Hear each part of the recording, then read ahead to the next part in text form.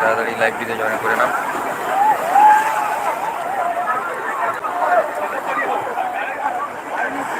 যারা এখনো লাইভটি জয়েন করেনি তাড়াতাড়ি লাইভটি জয়েন করে যান।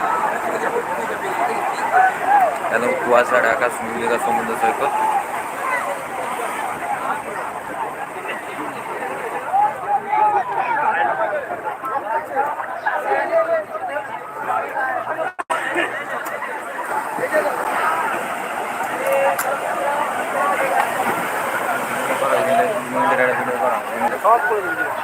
পাঠিয়ে দিছি।